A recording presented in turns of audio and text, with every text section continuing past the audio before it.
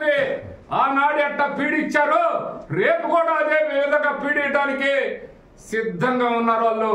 అవకాశం వస్తే ఇప్పుడు దాకా అవి కుదరలా, అవకాశం వస్తే వేసేసుకుందామని చూస్తున్నారు. ప్రజలు మీకు ఆ అవకాశం ఇయ్యరు. మీరే చెప్తున్నారు మేము 2 నెలల్లో రాబోతున్నాం, మీ తాట తీస్తాం, మీ చర్మం తీస్తాం, మిమ్మల్ని తోలు తీస్తాం. మా ప్రభుత్వంలో మేమంతా మిమ్మల్ని అందరినీ నిద్రపోనేము. మిమ్మల్ని ఎట్టా నిద్రపోనేరు? అది జనాన్ని మీరు నిద్రపోనేయటం కాదు, మిమ్మల్ని నిద్రపోనేరు. మీ ఇద్దరికి ఇదే ఛాలెంజ్. ప్రజలకి మీ అరాచకానికి పోరాటం ఇది. నాకు మీకు కాదు, ఇది ప్రజలకి. మీరు 100 మంది ఎమ్మెల్యేలు, మీరు ఏడ ఒక్క ఎమ్మెల్యేతో పోటీ పడుతున్నారు. మీరు 100 మంది ఎమ్మెల్యేలు. రేపు ప్రతి బజార్కి, రేపు ప్రతి గొంతుకి, ప్రతి సందుకి ఒక ఎమ్మెల్యే, షాడో ఎమ్మెల్యేగా రావాలని మీరు చూస్తున్నారు. నేను ప్రతి ఒక్కరికి న్యాయం జరగాలి, న్యాయం కోసం పోరాటం చేయాలి, న్యాయ పాలన జరగాలి అని నేను పోరాటం చేస్తున్నాను.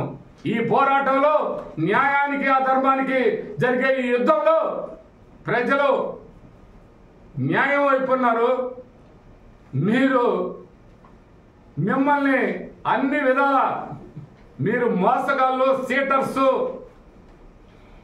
ప్రజల్ని నరరూప రాక్షసుల్లాగా పీక్కు తిందామనుకునే మిమ్మల్ని అన్ని విధాల ప్రజలు గమనిస్తున్నారు. ప్రజల రక్తాన్ని కూడా తాగటానికి 100 మంది ఎమ్మెల్యేలు కాబోతున్నాం మేమని చెప్తున్నారు. ప్రజలు మీకు ఆ అవకాశం ఇవ్వరు.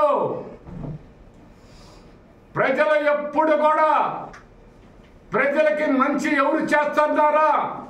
ఇవాళ మంచినీటి సమస్య నుంచి, ఘాట్ రోడ్డు వ్యవహారం నుంచి, ఇక్కడ 100 పడకల హాస్పిటల్ దగ్గర నుంచి, ఇక్కడ స్టేడియం దగ్గర నుంచి ప్రతి ఒక్కటే నీవు చెప్పే నీ కాలువకట్ల రోడ్ల కాడ నుంచి ఈ విన్నకొండలో జరిగిన అభివృద్ధి నేను చెప్తున్నా. మీరేం చెప్తున్నారు? అదేదో తెంగరాల డ్యామ్ నిర్మాణం చేయలేదని చెప్తున్నారు, బొల్లాపల్లిది నిర్మాణం చేయలేదని చెప్తున్నారు. ఇవి పర్మిషన్ వస్తాయి, చేస్తారు. తెంగరాల డ్యామ్ మీరే అప్పుడు ప్రాజెక్టు కడతంటే అక్కడ డ్యామ్ పక్కన పర్మిషన్ ఇచ్చి కూర్చున్నారు. అందుకే తెంగరాల డ్యామ్ కాల. అది ఆంజనేయులు గారి పాపమే అది.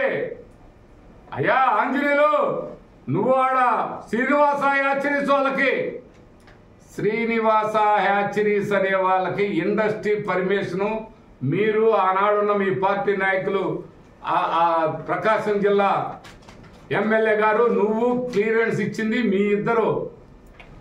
ఆ పాపం కూడా మీదే బాబా. లేకపోతే తెంగరాల డ్యామ్ మొత్తం పూర్తి స్థాయిలో అన్ని విధాల సర్వే చేసి అంతా ఓకే అనుకున్న సమయంలో ఆడ స్టోరేజ్ నీళ్లు పెట్టాలంటే ఆ ఫ్యాక్టరీ మునిగిపోయే ప్రమాదం ఉంది. అది కేంద్ర ప్రభుత్వం 50 కోట్ల రూపాయలు సబ్సిడీ ఇచ్చింది. అది శ్రీనివాస హ్యాచరీస్ కని ఈ సందర్భంగా నీకు బురుడి గారు నీకు మరి తెలుసు కదా, ఎలా ఎట్టించావు తెంగరాల ఒడ్డున. ఇవాళ నేను చేయలేదని చెప్పడం తప్ప, కాలేజీ అని చెప్తున్నావు తప్ప, నువ్వు ఇండస్ట్రీ పెట్టలేదని చెప్తున్నావు తప్ప, నీ బతుకు ఒక ఇండస్ట్రీ ఒకటి పెట్టరాదు. నేను పెట్టాగా ఒకటి, నువ్వు కూడా ఒకటి పెట్టు.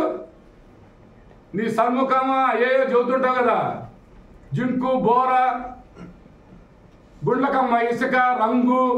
ఆ రంగు ఏదో ఏడే తగలవాడు, ఎవడు కాదన్నాడు? ఆ రంగేదో ఆ గులికలకి ఏడయ్యోయా.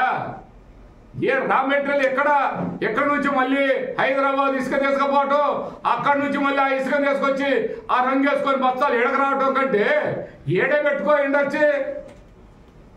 ఇక్కడ పేరలపాడు, దొండపాడు చెరువులో మట్టి అంతా తీసుకుపోయి రాత్రులు పోసుకొని హైదరాబాద్ తీసుకుపోయి షార్ట్గా చేసుకోకపోతే అదే ఇక్కడే పెట్టు. ఆ ఇండస్ట్రీ కూడా దానికి ఆ మట్టికి కలరేసి వర్మీ కాంపోస్ట్ అని రైతులకు ఇస్తున్నావు కదా, మరి అది ఇక్కడే పెట్టుకోవచ్చు కదా, ఒక ఇండస్ట్రీ పెట్టవచ్చు కదా. తిరుమల ఇంజనీరింగ్ కాలేజీ డబ్బుల కోసం పెట్టుకోండి అన్నావు, రైట్ డబ్బుల కోసం పెట్టుకున్నాం. ఇప్పుడు నీ పక్కన ఉన్న రేపు